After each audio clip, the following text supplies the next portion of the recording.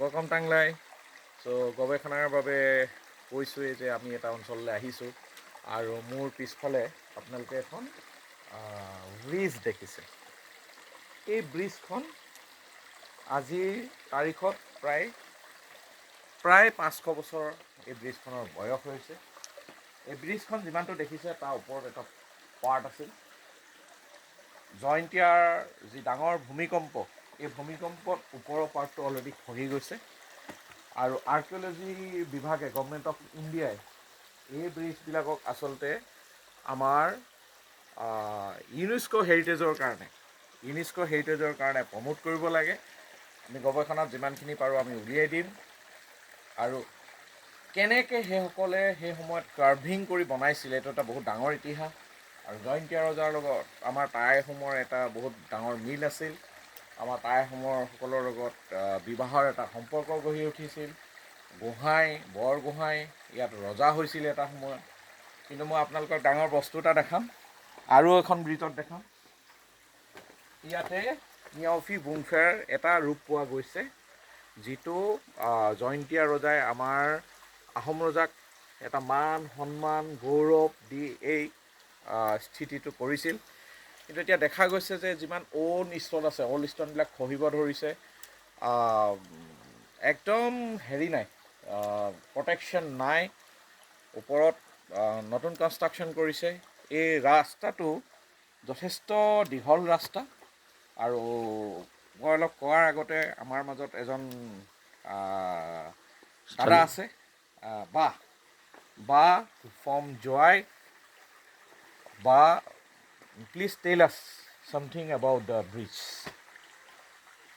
I am a local here in Sendai village.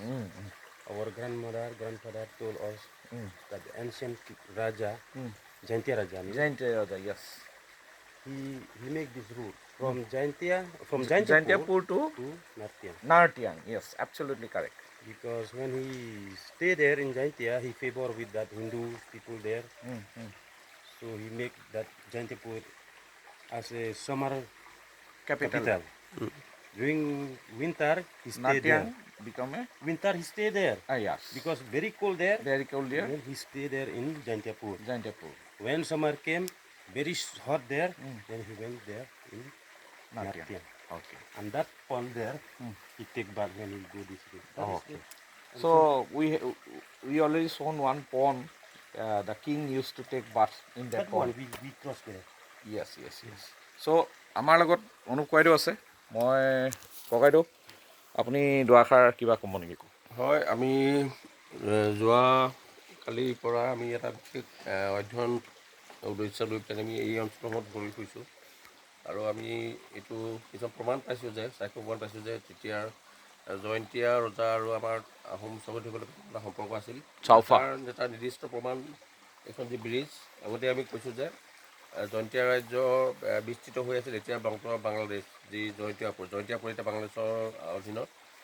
তেতিয়া কি হৈছিলে, শীতকালীন যিখন ৰাজধানী আছিলে জয়ন্তীয়াপুৰত আৰু গ্ৰীষ্মকালীন ৰাজধানী আছিলে নাৰটিয়াঙত। গতিকে তেওঁ এইটো এটা মূলতঃ এতিয়া যিটো মুক্তাপুৰ বুলি কয়, বাংলাদেশত যি সীমাত আছে মুক্তাপুৰেদি এই ব্ৰিজৰ ওপৰেদি অহা যোৱা কৰিছিলে। গতিকে আমি দেখিবলৈ পাইছোঁ যে আমাক এই যিবিলাক পৌৰাণিক সম্বল আছে, পৌৰাণিক সম্বলে আমাৰ ইতিহাসৰ কথা কয়। গতিকে কিন্তু এই সম্বলসমূহ আমাৰ মানে সংৰক্ষণৰ ক্ষেত্ৰত চৰকাৰে বা তেনেকুৱা জনসাধাৰণে যিমান সজাগ হ'ব লাগিছিল, যে আমাৰ ভূমিকা পালন কৰিব দেখিবলৈ পোৱা নাই। গতিকে আমি আহ্বান জনাইছোঁ যে আমাৰ পৌৰাণিক যি সম্বলসমূহে আমাৰ যি আগৰ যি আমাৰ ঐতিহ্য বা ইতিহাস, আমাৰ বিভিন্ন জাতি জনগোষ্ঠীৰ মাজত কেনেকৈ বন্ধুত্বৰ ইতিহাস বা যি ইতিহাসবিলাকৰ এটা চাকক প্ৰমাণ। গতিকে আমি আশা ৰাখিছোঁ যে এই পৌৰাণিক সম্বলসমূহ চৰকাৰে বা আমাৰ স্থানীয় জনসাধাৰণে ভালদৰে সংৰক্ষণ কৰিব লাগে। সংৰক্ষণ কৰিলে আমাৰ ভৱিষ্যত প্ৰজন্মৰ বাবে বহুত এটা উপকাৰৰ কথা হ'ব। গতিকে আমি আশা ৰাখিছোঁ যে আমাৰ যি অধ্যয়নত আমাৰ যিসকল আমাৰ জনসাধাৰণ আছে, স্থানীয় মেঘালয় হওক বা অসম হওক, তেওঁলোকে এই পৌৰাণিক আমাৰ যিটো সম্পৰ্ক সেই সম্পৰ্কে গম পাব।